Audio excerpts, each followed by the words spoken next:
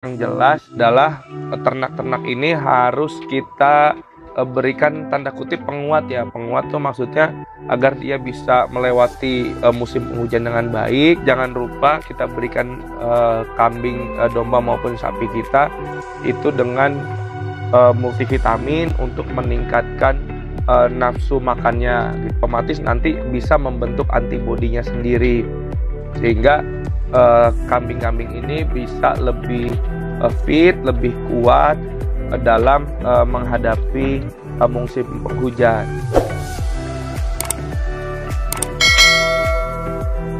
Assalamualaikum warahmatullahi wabarakatuh. Selamat siang teman-teman semua. Apa kabarnya? Semoga senantiasa sehat. Kembali lagi bersama saya Kasih Roman Ali di channelnya Garuda Farm, channel yang membahas seputar dunia peternakan. Nah, sebelum saya mulai masuk ke pembahasan ya, gitu, saya mau coba mengingatkan teman-teman gitu untuk support terus channel kita dengan cara subscribe, like, share, dan komen sehingga teman-teman bisa update terus info-info seputar dunia peternakan. Nah, di video kali ini saya mau sedikit membahas terkait pertanyaan beberapa teman-teman kita yang masuk ke nomor ini ya, nomor hotline-nya Garuda Farm. Ada 3 pertanyaan yang kita pilih. Nah, nanti ini saya mau ingatkan teman-teman, kalau memang ada pertanyaan, hal-hal yang ingin didiskusikan, dikonsultasikan terkait masalah di dunia peternakan, baik itu khususnya ya kambing, domba maupun sapi, bisa langsung komen aja di video kita atau juga masuk ke nomor hotline kita sehingga nanti bisa kita bahas bersama, bisa memberikan manfaat tentunya ya gitu bagi teman-teman yang menonton di channel kita. Nah, ini ada 3 pertanyaan yang memang sudah kita pilih. Memang kan sekarang kan sedang mulai masuk musim penghujan ya, gitu, sudah intensitas hujannya sudah cukup tinggi. Nah, ini ada pertanyaan pertama itu, bagaimana tips untuk menghadapi musim penghujan. Nah, tentunya musim penghujan ini bisa dikatakan sebuah waktu yang cukup tricky ya bagi kita sebagai peternak. Kenapa? Karena saat musim penghujan ini, khususnya di kambing ya, kambing maupun sapi, ketika kondisinya memang sedang tidak stabil atau kurang fit, maka lebih mudah untuk terserang penyakit. Kenapa? Karena saat musim penghujan ini mulai dari kelembapannya berubah, kemudian suhunya juga pasti berubah, kadang panas, kadang tiba-tiba langsung hujan. Oleh karena itu kita nih sebagai peternak ada beberapa hal memang yang harus kita persiapkan atau kita antisipasi ya saat musim penghujan ini. Pertama, untuk masalah pakan ya, yang untuk masalah pakan yang jelas namanya musim penghujan, kita biasanya rumput-rumput segar itu untuk hewan kambing, domba maupun sapi yang kita kasih rumput segar biasanya suka bukan sedikit ya, kadang malah suka basah ya karena sering terkena hujan. Nah, saya menyarankan agar rumput-rumput rumput segar yang diberikan itu agar bisa dikeringkan terlebih dahulu, dalam artian dibuka saja, diamparkan sehingga kadar airnya jadi semakin menurun. Kemudian jadi jangan langsung basah ya dikasih ke ternak kita karena itu cukup berisiko. Nah, kemudian yang kedua yang jelas adalah ternak-ternak ini harus kita berikan tanda kutip penguat ya. Penguat tuh maksudnya agar dia bisa melewati musim penghujan dengan baik. Jangan lupa kita berikan kambing, domba maupun sapi kita itu dengan multivitamin untuk meningkatkan nafsu makannya. Nah, meningkatkan nafsu makan ini otomatis nanti bisa membentuk antibodinya sendiri sehingga kambing-kambing ini bisa lebih fit, lebih kuat dalam menghadapi musim penghujan. Nah, itu sedikit tipsnya ya gitu untuk pertanyaan yang pertama. Kemudian untuk pertanyaan yang kedua, penyakit hewan apa saja yang suka timbul ya gitu, yang suka timbul saat musim penghujan. Nah, Yang pertama itu kadang musim penghujan yang jelas itu suka ini ya, suka pilek ya. Kambing itu paling sering, kambing, domba gitu, paling sering pilek, ditandai juga dengan demam.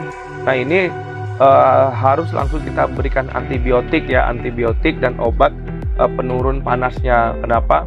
Karena kalau kita biarkan pilek ini nanti bisa semakin parah, bahkan bisa menyebabkan ke pneumonia ya, atau radang paru-paru, sehingga harus kita segera injeksi dengan antibiotik.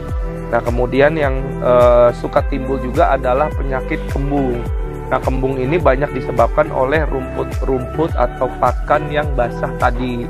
Nah rumput yang basah itu mengandung air hujan. Nah air hujan ini kan bersifat asam ya, sehingga apabila masuk ke dalam lambung ternak, ini justru malah bisa menyebabkan penyakit kembung bagi ternak-ternak kita, dan ini tentunya sangat berbahaya.